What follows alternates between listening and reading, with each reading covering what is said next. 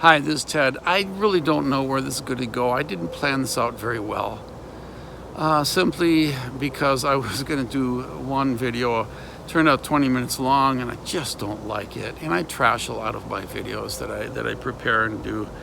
So this is going to be off the cuff. I just want to talk about when I became a young Christian.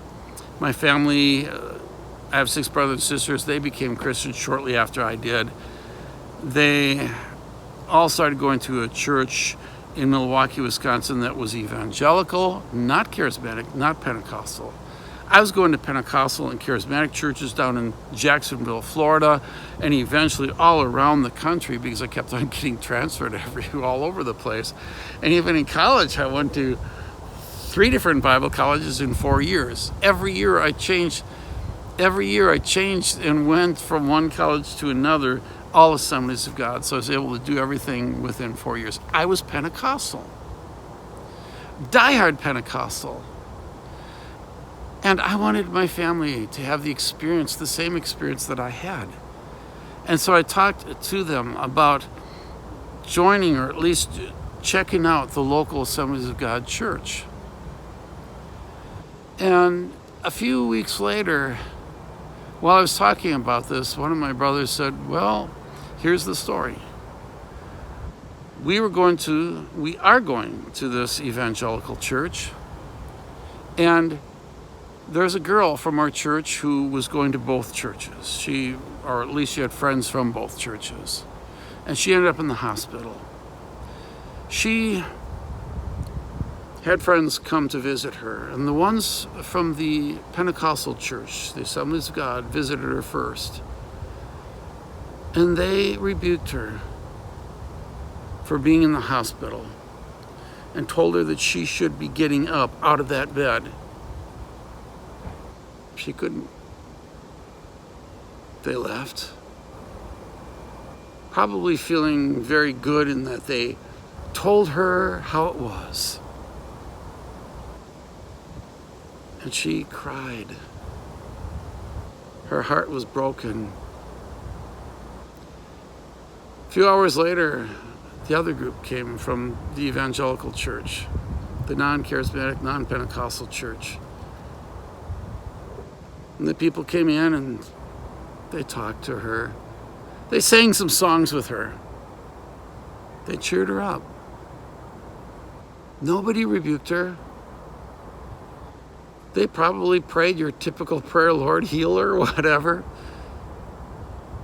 But when they left, she was encouraged. She was strengthened. I heard that story and I knew my family was choosing a better place. Why? Because even as a young Christian, I understood love is more important than any gift that you've got. And when gifts drag somebody down so low, there's something wrong. Now, I didn't know what was wrong with it. All I knew is there was something about love that was missing in the gift of healing as I understood it, and as the Pentecostals taught it, and as the Charismatics taught it, faith healing. That's all I understood for years. Even going through seminaries, going through Bible colleges, 5 in total. Even going through all that, being in the mission field, being a pastor for 10 years. There's so many things I did not know at that point about faith healing. I just knew one basic, and that is it lacked love at its very core. And for that reason, I rejected it. Until one day, I thought, I can't do this anymore. I have to look and see what the Bible really says. What did Jesus really mean when he said all things are possible? Did he really hold on to a type of? Is there something really wrong with the charismatic movement claiming that I got bugs coming around. Is there something wrong Is there something wrong with the charismatic movement for claiming that you have to live by faith and everybody should be healed? Or are they right and somehow Jesus taught us something that was not really nice? So I dug in. And if you followed me and if you know my past videos, I do have videos about this, some really old ones. If I remember, I always forget these things. If I remember, I'll post it below so you'll know where to go.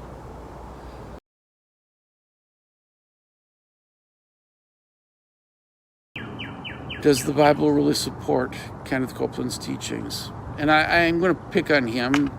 It's not just him, but it's all those who talk about faith healing and word of faith. And does the Bible really support that? Does it really say that if you don't have enough faith, you won't be healed?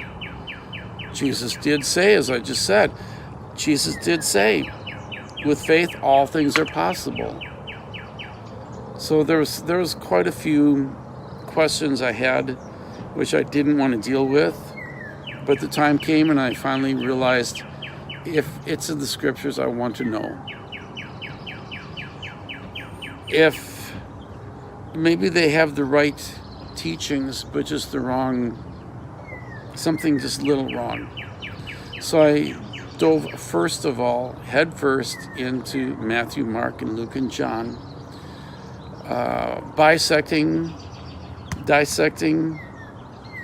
dissecting every miracle that Jesus did, looking for patterns, asking myself, was faith involved? Whose faith?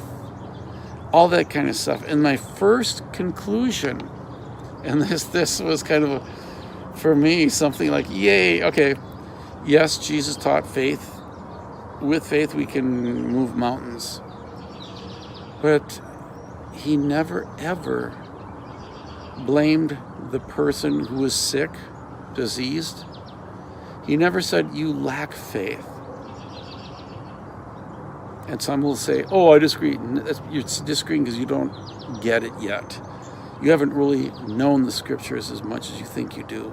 You've been trained to think one way, and your eyes have not yet been opened.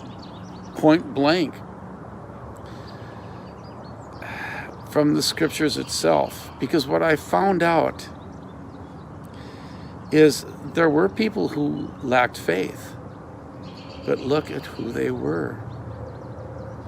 They were the disciples. Are the disciples sick? No. Are the disciples one bringing people to Jesus to be healed? No. The disciples were being trained to be healers. Well, to go out and spread the gospel, but through signs and wonders. So they're in training. And Jesus said, you lack faith, when people weren't healed. There is one other exception. When people hated Jesus or rejected him entirely, they likewise lacked faith. But people who came to him seeking healing, people who brought others to be healed, were never told that they lacked faith.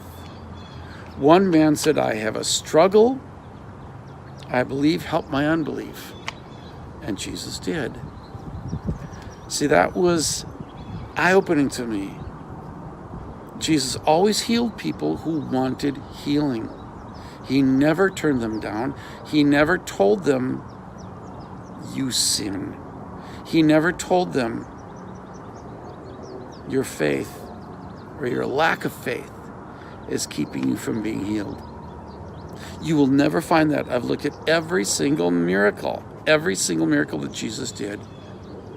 And what I say is absolutely true. And that was the first step. So now I had something to begin with. So when I saw people, now Catherine Kuhlman could admit, I don't know why people don't get healing. All right. And that was my next step. I needed to find out, what about Catherine Kuhlman? Was she legit? Because already I'm writing off Kenneth Copeland, who says it's your faith if you aren't healed. It's your sin, or your lack of faith, that kind of stuff. All right? No, Kenneth, it's your lack of faith if people are not healed. It's yours if you want to follow Jesus and follow the Gospels. So miracles can happen, and when they don't, it is the fault, at least in the Gospels, it is the fault of the disciples, the ones saying, believe, saying in the name of Jesus. They are the ones who lack faith. And this is Ted. You all have a good one.